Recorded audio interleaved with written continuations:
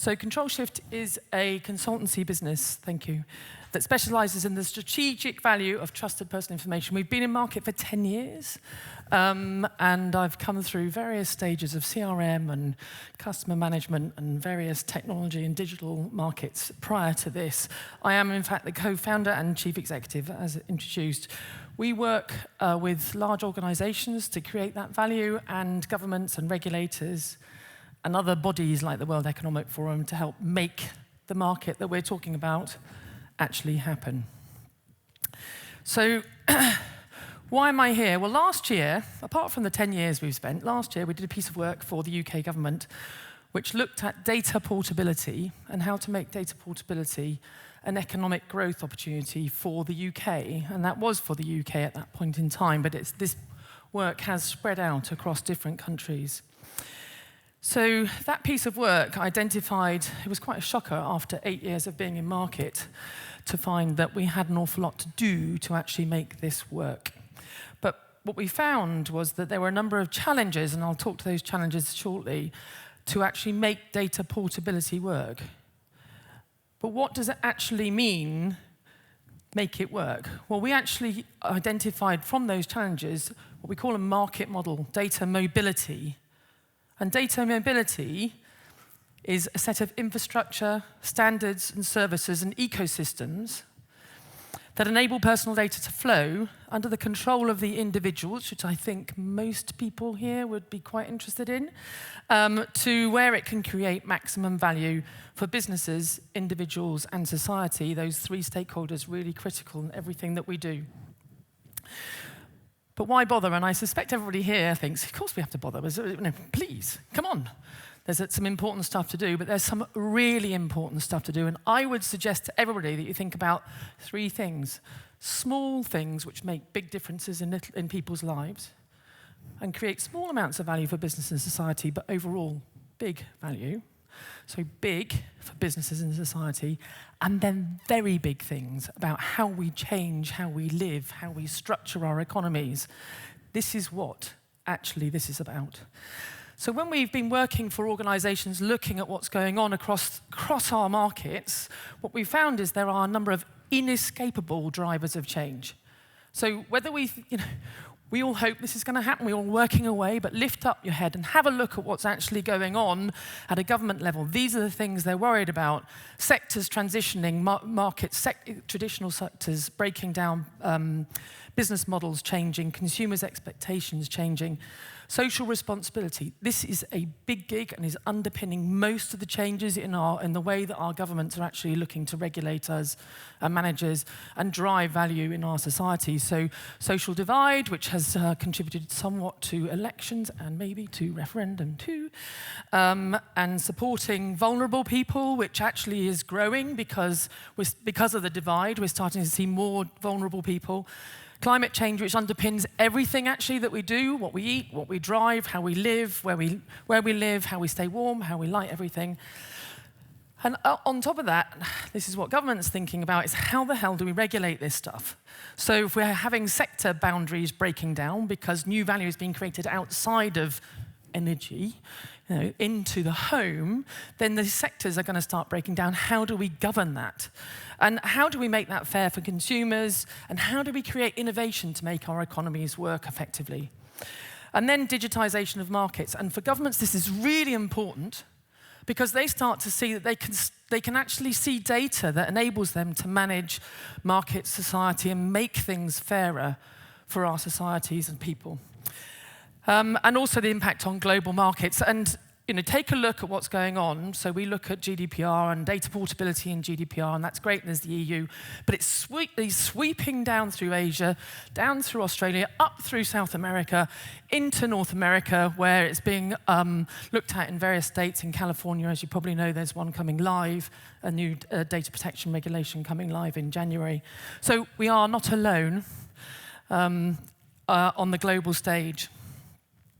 So what is data mobility? Let's look at where we are today. And some people will recognize the top one here. So let's just pretend the top one on the left-hand side there is Facebook. And let's pretend the other one on the right-hand side up here is Cambridge Analytica. So what happens? Data flows from Facebook to Cambridge Analytica. It's a cheap shot, I know, but it's true. And in the middle is that nice little dotted line that doesn't quite really reach the top, which is about consent. Okay, and that's what everybody's doing at the moment. And to be frank, even after GDPR is implemented, it's still happening hugely in our markets. Okay, but great, we've got the middle one now. We've got GDPR data portability. It gives us all a right to get access to our data in a machine-readable, portable form, license-free, that we can make available to other people. Great, that's the amazing foundational piece of legislation, fantastic.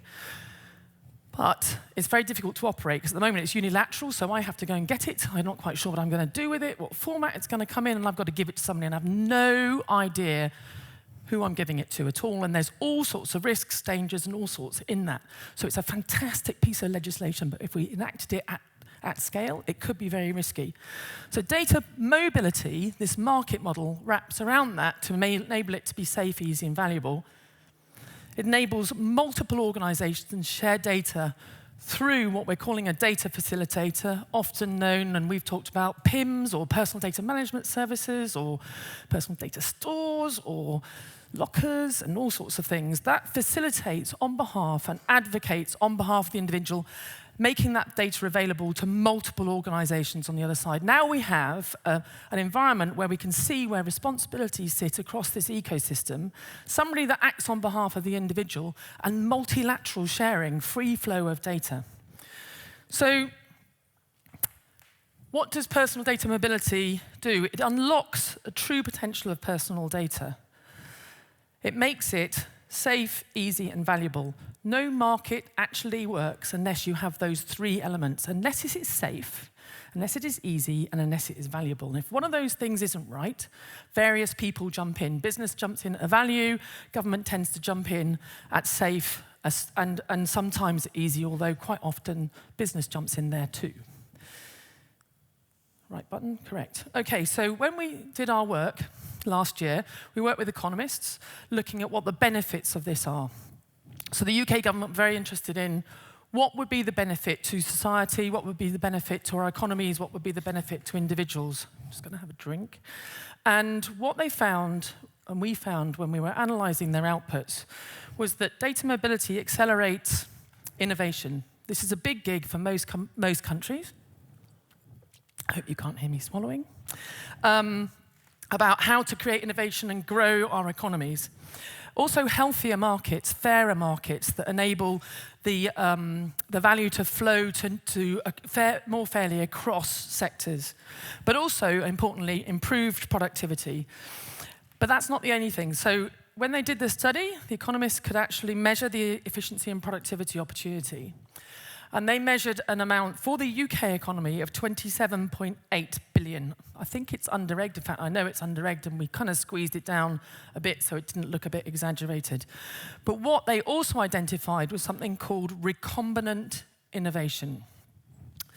Apparently it comes from Latin, so I apologize for the word, but if you practice it, it comes more easily. Recombinant, which is the recombining of data assets to create wholly new value in our societies and in our lives. So if you combine together data assets that you've never seen before in one place, you can create wholly new value. And what I see around this event is so many people aiming to do that. This is a massive opportunity. What we need to do is measure what that is and where the big value is going to come first. But these are the core issues that we also identified. And after 8 years, I have to say I kind of sat down a bit depressed when I realized what we still have in front of us. But now, about 3 days later, actually, I thought, no, hold on a second. We can eyeball these challenges, and we can deal with these challenges. This is nowhere near as hard as getting Apollo 13 back to the ground, by the way. This is something that human beings can do. We can overcome these issues. And I can talk at length of these, but I'm not going to. I'm going to talk more about infrastructure. But the 5 core issues: infrastructure, consumer know-how. So I'm going to come back to infrastructure. Consumer know-how. We all have to understand what part we play in this market. Otherwise, we could put ourselves and other people at risk. Consumer services. There's loads of them out there. Trouble is, they're all starving. Some people don't even know where breakfast's coming from, I don't think, because they've got no data. put in those services. Those services are starved of data. And why are they starved of data? Because there's no business case to get the data out of businesses. And why is there no business case to get the data out of businesses? Because there's no infrastructure, because they think consumers don't understand and going to get them in terrible trouble. There's no services out there that actually add value, so why the hell would they bother? And also, to boot, they're worried that regulation is going to actually mess the whole market up. So they want people to be adaptive in how they regulate these markets, otherwise their investment will be wasted. So if we just look at infrastructure and standards, because we see this as a place where we can start to unlock what really is a very difficult intertwined market challenge. Infrastructure and standards come in multiple shapes and sizes. It's a weird word, infrastructure, but it is. These are the things we have sort of lumped together. Safe data sharing, how do we make the market safe from one end to another? Liability models, who's responsible? Who's going to take the risk? Who's going to be responsible? And how do we then overcome that? Digital identity, a long-running gig, so let's not talk about it too much today. Consent mechanisms, what are the consent mechanisms? We saw earlier on, they don't really work, do they, in our current model? Interoperability, many people have been talking about that, and data access standards. How do we get the data out and make it flow? So those are the things we're working on in our data mobility sandboxes, personal data mobility. So bearing in mind, this is all about personal data. This is not about open data, product data. This is about our data, people's data. And we've developed a sandbox for infrastructure. And looking at that, we've been working with 5 organizations, many of which have been in market for many, many, many years, and one has been in market for only a very small amount of time. So we've got BT, British Gas, Barclays, BBC, and Facebook. And as you know, Facebook's been working on DTP project, and that has actually been part of our thinking in this work as well. We've also got observers in government bodies, the ones at the bottom there, the Department for Digital Culture, Media and Sport, Centre for Data Ethics Innovation, Information Commissioner's Office, that's our regulator for information in the UK, and a university who've been working on web sciences, human interaction with within the digital markets, and also a consumer group, which is very important to bring consumers into this market. And we were very lucky to be able to also work with DigiMe. Is there anybody from DigiMe in the room? No, obviously they realised we're going to do a big advert for them. Oh, there is somebody, never mind. So DigiMe was a facilitator that we used to actually make this happen. That data facilitator, this is the model I showed earlier on, sits in the middle and enables us to share data. We used 22 people's data from those 5 different companies. We moved it, well they did actually, from those companies through DigiMe and into an app on the other side. Then was it UBD? I'm not quite sure whether it was UBD. So what we looked at were, well, what are the value opportunities that this market offers? We worked with 40 different organizations on what those value opportunities might be. How does the user interaction work? And how does the systems and design and engineering work? So 1, big tick, systems design and engineering, tick. It's safe, it's privacy enabled. We had security people from those big organizations and our own look at that and say, this works, that's fantastic. User interaction, rubbish, absolute rubbish. Why? They've never plugged it all together before. So we've got all these 5 organizations trying to work with a data facilitator and trying to work with an app, and they're all saying different things, and bits and everything hang together, and the consumers were like, oh my God, what the hell is this? So we've got some work to do, but like I say, we're not trying to land a rocket back on the moon. And there's lots of value opportunities. So if you look at the value opportunities very quickly, there's value for individuals, there's value for organizations. We haven't talked here about value for society, but there's a huge value for our societies, a huge value for our societies. But here, if we look at consumers, risk identification, so we can identify the risks we're taking, as can businesses. Financial gains, we can save money. Quite a lot of people think about that. Greater responsiveness of businesses and of consumers for what they want and how they're actually going to gain access to value. Personalized services, which actually deliver things that we want rather than things that people think we want. This is going to be a fantastic area to focus on. New service models that deliver new revenues for businesses and improve productivity, which we talked about before. This is a bit busy, this slide, but this is we focused a bit further onto the gaps and the challenges in the marketplace. And rather than run through all of those, as I suspect I might be running a bit short of time soon, maybe I should just focus on this next slide, which is where we're going to go in the next infrastructure sandbox.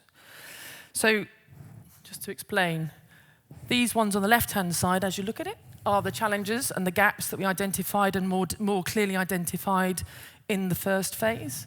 And we've grouped these together into work streams that we're going to activate in this next sandbox.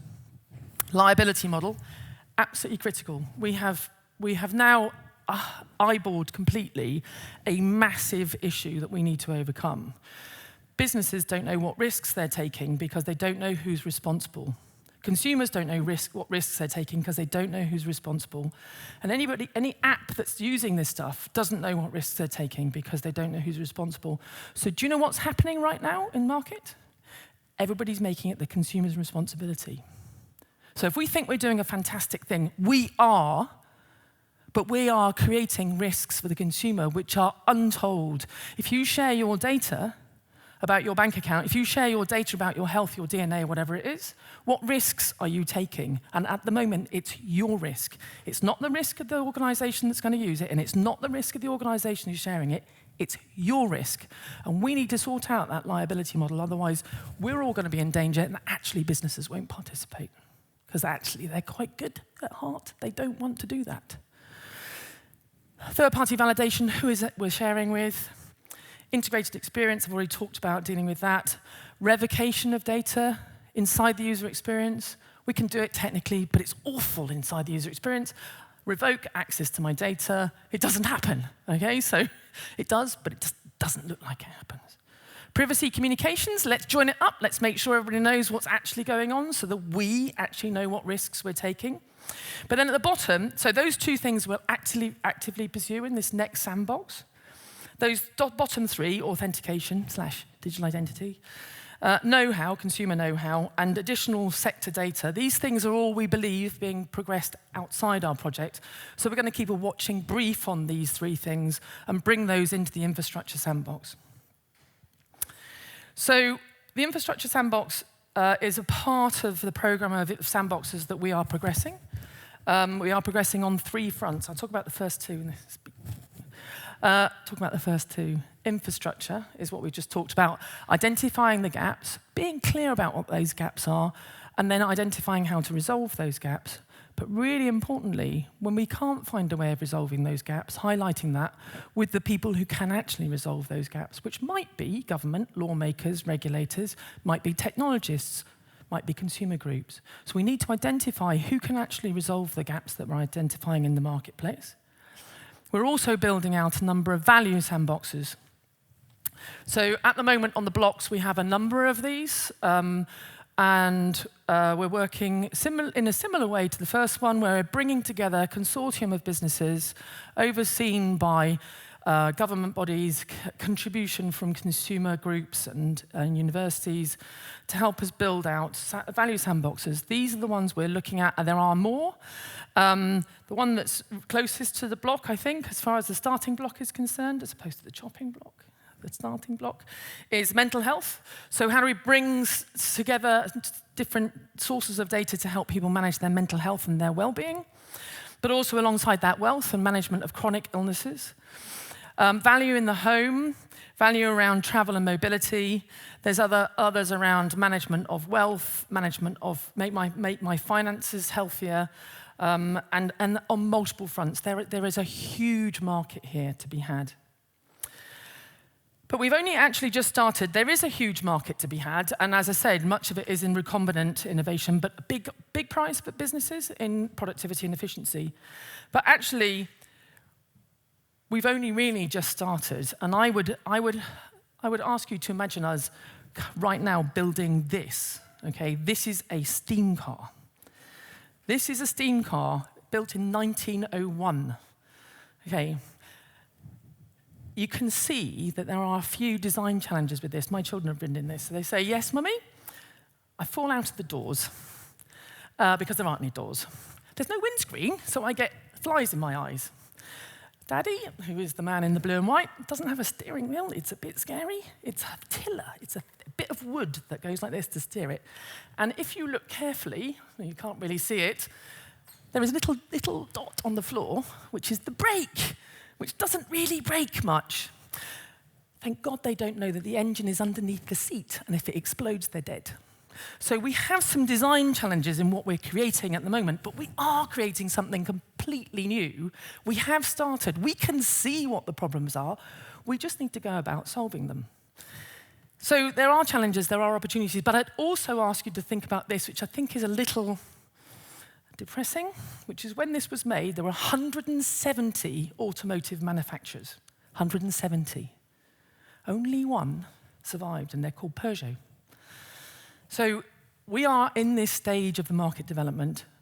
We might not all look like we look like now, but we will end up developing a market. And I'd also, on an up note, I'd also add to this that right now, last year actually, the automotive market sold 77 million new vehicles. Their revenues were $1,400 billion, the top 10, that's just the top 10. And the service market was worth, hang on a second, let me just check. The service market was worth $620 billion. This is just the automotive market. We're talking about redesigning the operating system for the whole planet. There are opportunities in these challenges. So I would say focus on the challenges, focus on the value, and join us in the sandboxes. So we're looking for people to join us in these sandboxes. We're also looking to build a problem-solving community, which I'm hoping to do with the MyData community. And that problem-solving community, when we've identified the gaps, I'm hoping you all have answers to those gaps and can come and help fill those gaps in and help us move forward. I'd also just plug a session that's going on this afternoon at 5 o'clock. Why we haven't decided to put that on first thing on the first day, I just don't know. Because this is called a new governance. This is a group of people in Europe that are coming together to go back to the EU and ask to create this new governance model that oversees the market. It's asking for a collaboration between government, regulators, consumers, consumer bodies, and businesses. And the sandboxes and other people's sandboxes will feed into it and advise on what sort of governance we actually need. So it's a really dynamic program that's actually designed to help us to build this market and fill the gaps. So I'd encourage you all to go to Hall G at 5 o'clock this afternoon and listen to what they've got to say about what they're doing. So that is that. This is my personal information. Please do, you're permissioned and consented to use it. Please do get in touch if you've got ideas about sandboxes, want to be part of our sandboxes. I would really love to hear from you. I've probably overrun. Thank you very much.